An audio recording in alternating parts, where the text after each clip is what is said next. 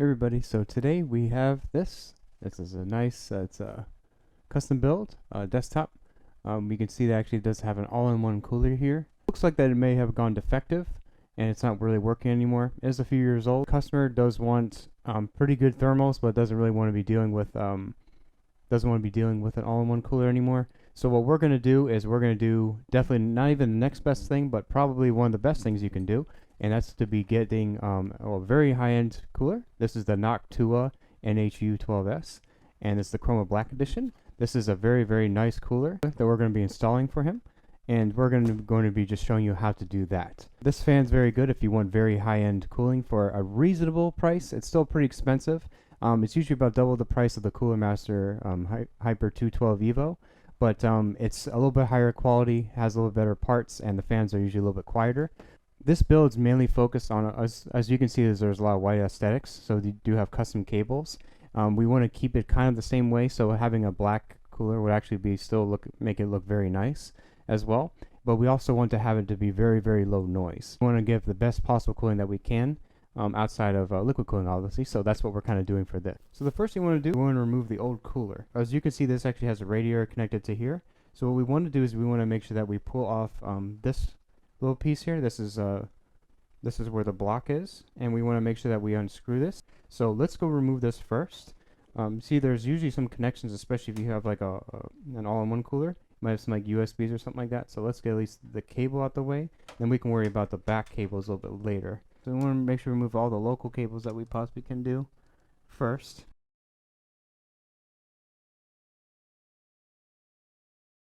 You always be very gentle if you can. This one has some thermal paste on it, so it's a little bit sticky, but it's not going to totally come out because there are some cables in the back there. We can probably just flip it over and remove it. There's some instances where you can actually just have like a hub and stuff like that. This usually plugs in. This is going to be plugging directly either into the power supply here, or it's just going to be connected directly to the motherboard. So we want to make sure that we just get these out of the way, because this was actually attached from before. But also looks like that this actually has a little bit of screws here. So this is just a little bit more of this is more of a complicated removal, because it's just because this is more of just to tidy up the cables and everything like that. So we're gonna free that there. Okay, and since this is free, we can hopefully move this over a little bit better. This will go through. Just remove all the cables that go through there, and this should become totally up now. Now we just need to make sure that we remove the radiator over here. Again, all these cases are a little bit different, so your mileage may vary honestly on each one.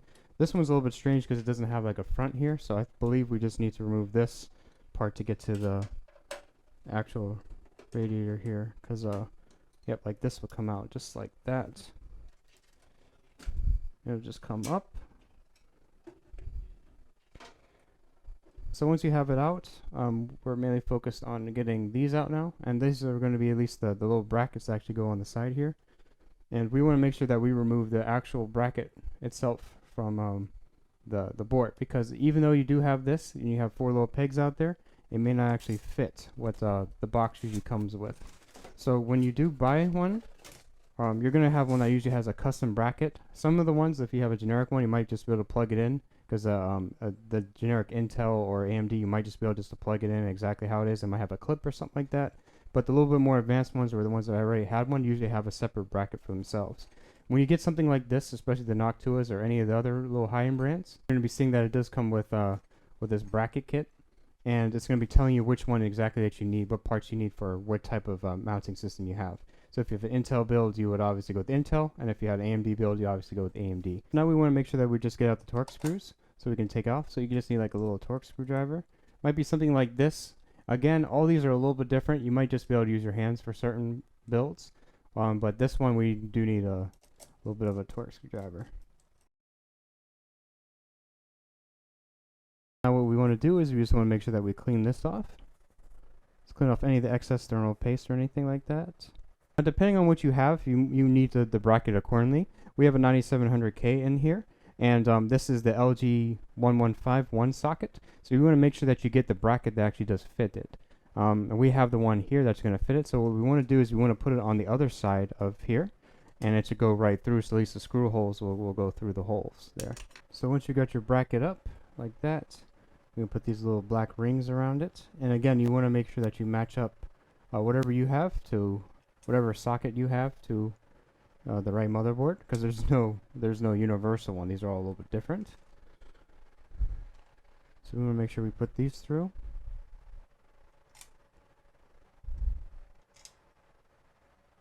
So once you get that, this should go here. You'll see this go through.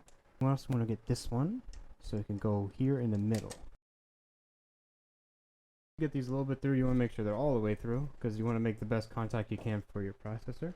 So now you can put it down, and so we can screw it in, so flatten a lot better. It's going to lift, and which is a good thing. You can see there's not a whole lot of room actually between this, and sometimes that is a bad thing.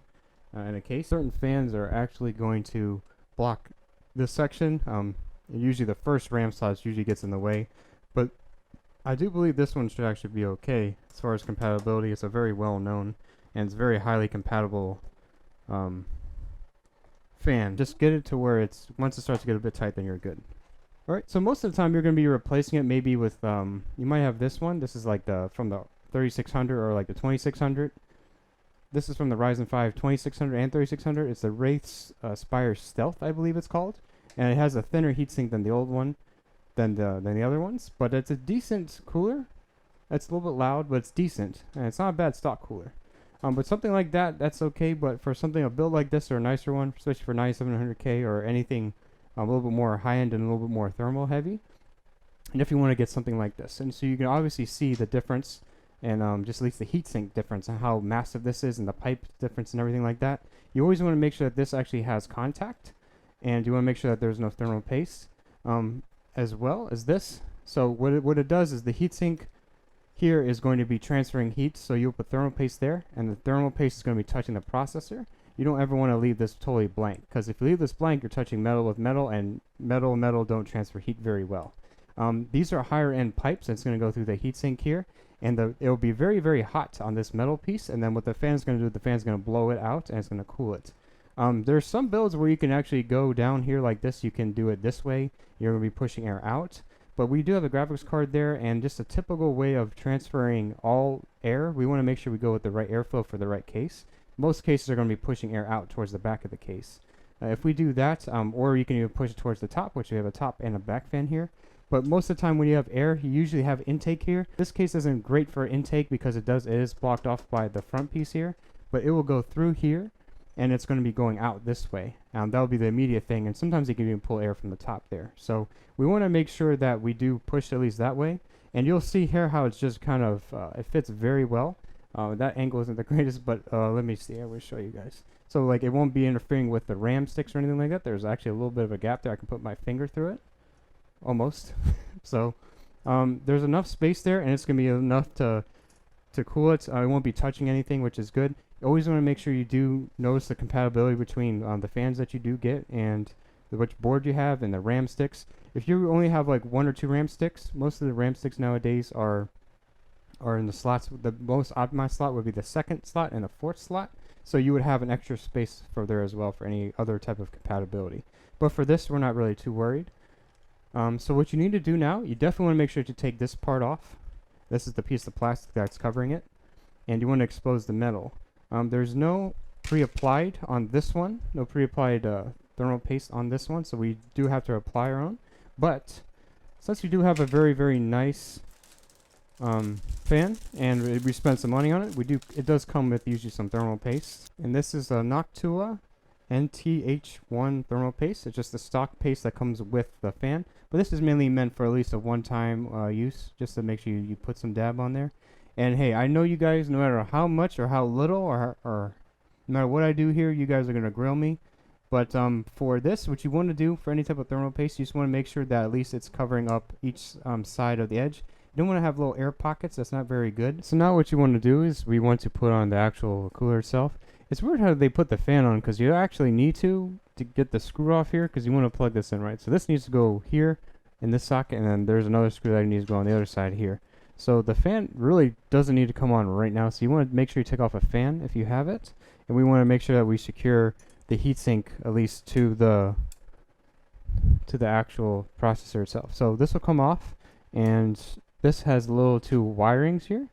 It's usually that wrap around the actual heatsink, but let's just put that in. Let's not worry about it right now. Let's put this in, and we want to make sure this is actually firm. So you want to screw it in just a little bit, and you want to make sure that this will go down,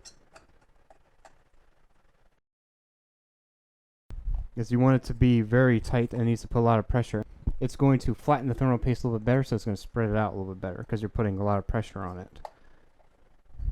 Okay, and once it's just tightened enough, once you feel the screws are a little bit tightened, you can feel it like this. It's not going to go anywhere. Alright, now we can care about the fan. And you want to make sure this is a little bit more aesthetic. So these come usually with wires here, and that's what we took off. And these wires are going to actually clip on. There's very, very thin wire here, and there's one here, there's one here. And these wires are actually going to clip on the actual heatsink of the fan. If you want to make this the best possible you can, you want to make sure that you do find where this is going to go. We want to make sure it goes into our CPU fan, and our CPU fan is actually located all the way up there. It's a little bit hidden. The best way you want to do it is we can put it in first, and then we can slide in the fan. And it has a little bit of a latch right here, and this is just going to go in, and usually it's face down this way, but you can feel it. It's going to go in, and what you want to do is you want to kind of line this up as best you can so the fan isn't going to be sticking out. You can see it's really close to the actual cable here. It's really close to the actual fan here, and I actually do have a trick for this if you want to actually keep it low. You can actually make this part of the little latch that goes over. So this is actually in pretty well. I don't even have to worry about this falling out. But what I'm going to do is I'm going to cover the latch here. I'm going to cover the fan cable with it. So you can actually put the cable aligned in with the fan that's going to go here. So it's going to be on the inside here, and it won't be touching or be getting close to the fan. You can see that. So it bends the cable a little bit over, and you never have to worry about it ever coming out. There's a little bit of a gap there, but that's all we really need, especially for a fan. It's an intake fan. It will be blocked a little bit, very, very, very tiny amount at the bottom of the fan, but it still should be good enough because it's a very nice fan. It's going to be pulling in a lot of air. I'll just show you guys around and just see how it looks.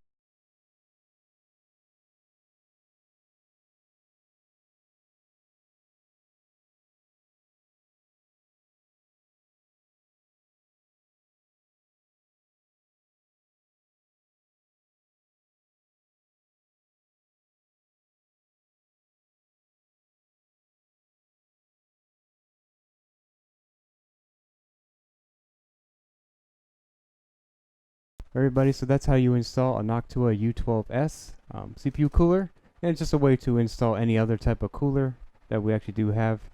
It's always good to upgrade. If you have a stock one, you can always upgrade to something more like this. It's going to really help you with the thermals and everything. And also if you just want better cooling, or you just want like a cool looking fan. But anyways guys, I really hope you enjoyed watching this video. Found this video very informative on how to install a CPU cooler. Please subscribe for more content like this. We try to do more desktop builds. Please hit that notification bell if you want to know when we do upload so you can watch it right away and get that content out. Check out our store. We actually do have a new store that just came out. We have lots of Mac parts in there. Check it out. That's in the link in the description, as well as our contact information for any type of repairs. We do like to do data recoveries, liquid spills, custom builds, tutorials and stuff like that we like to do on that. But anyways guys, really hope you enjoyed watching. Thanks a lot for watching. Bye.